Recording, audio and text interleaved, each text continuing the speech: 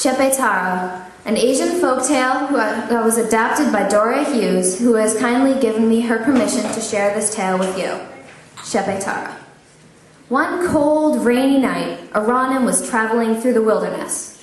Now, a Ronin is a samurai who is not employed by any master at that time, but will go through the land looking for good deeds that he can do for people in need.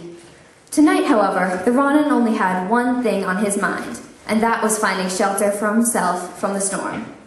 At last, when he felt he could go no farther, the Ronin came upon a large, abandoned castle. He swiftly crossed the clearing over to it, pushed open the huge oaken doors, and crept inside while lighting a candle. With the help of his candle, he looked around the room and found himself in a common room with two chairs over by the hearth. A cold, dark, empty hearth had not been lit for some time. He strode over to the chairs, set down his packs, blew out his candle, and settled down for the night. At the stroke of one, the Ronin awoke suddenly. What was that? Thought.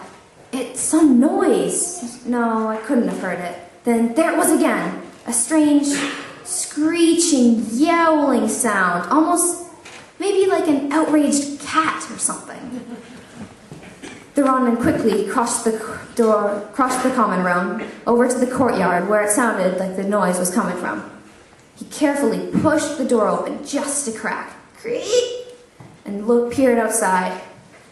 What he saw astounded him. An entire legion of huge black cats were racing around the courtyard madly, while howling that same screeching noise he had heard.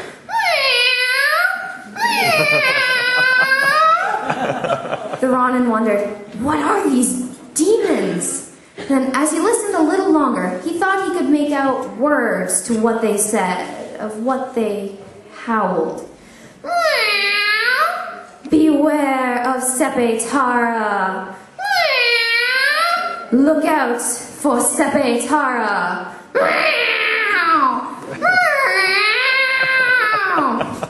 The Ronin wondered, who or what is this Shippeitara that these demons are so afraid of? He was determined to find these answers, so he quickly closed the courtyard doors quietly as he could, grabbed up his packs, and launched himself out of the castle by the way of an open window, jogging off into the wilderness. Shortly after dawn, the Ronin came upon a village, a very small, average village. He entered, looking around for a village elder. They, he was sure, could give him the answers to his questions. At last he found a village elder and approached him, introduced himself, and told the man of what had happened and what he had seen the night before. The village elder looked thoughtful for a moment, then nodded. Ah, yes, I know these demons of which you speak. They are the demons that haunt the abandoned castle outside of town. They, every year, once a year, demand a sacrifice of a young human girl. If we do not comply with this sacrifice, they will destroy the entire village. The Ronin was horrified. Then suddenly, he remembered something else from the night before. He asked, do you by any chance know of Shippeitara? And the village elder smiled and nodded again. Ah, yes, Shippeitara, the master of the village's favorite hunting dog. She is canine perfection on four paws, artistry in motion. Her gorgeous orange fur gives the appearance of a lion. She barely skims the ground as she moves. And the most astounding thing about this dog is that her tongue and mouth are the color, the deep blue-black of the twilight sky.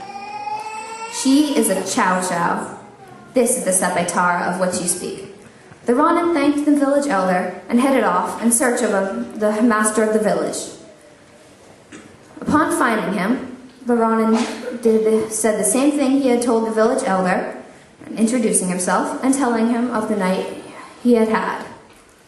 When at last he had finished his tale, the Ronin added, and I do believe that I can defeat these demons, but to do so, I would need the help of your favorite hunting dog, Shippeitara.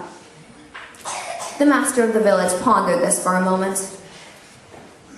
Well, he said, at last, I guess that if this is truly the only way to defeat these demons, then you may borrow Shippeitara just for this night. But she is my favorite, so please do whatever you can to make sure that she stays safe. The Ronin agreed, and the master of the village brought Shippeitara out on a golden leash, handing the end to the Ronin. Shippeitara was everything the village elder had described and more. She was perfect. With the cries and well wishes of the villagers still ringing in their ears, Shippeitara and the Ronin headed out of the village to the castle. They arrived at the castle shortly after nightfall. Shippeitara was just walking along nice as you please, and her ears began to prick as she approached the castle. The Ronin carefully pushed open the massive oak doors. Creak! And he and the dog slipped inside.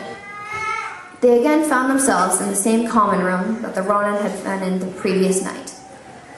The Ronin and Shippeitara crossed the room and settled down in the 2 chairs for an anxious wait.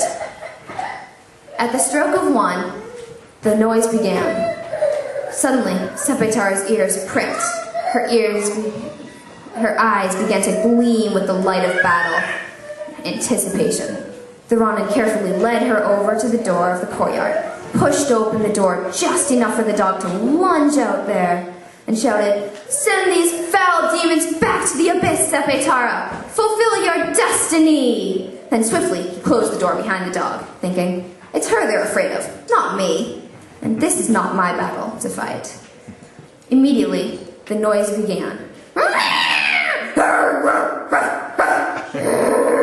Shippeitara!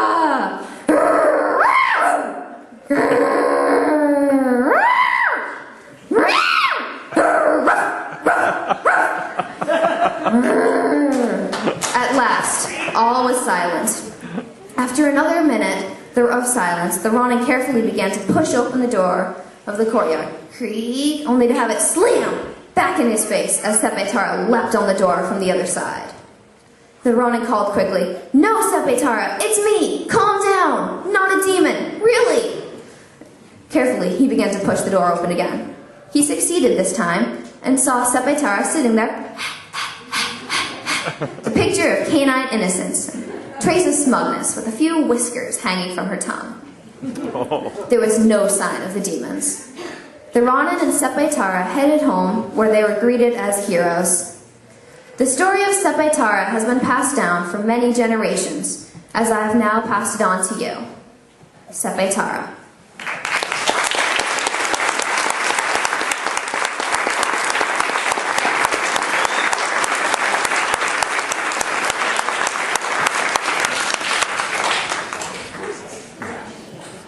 So it seems that in storytelling, stuff happens. You're in the middle of a story, and a little infant decides at that moment to cry. And I'm really impressed with how our storyteller responded to that and just kept right on going. I think that deserves a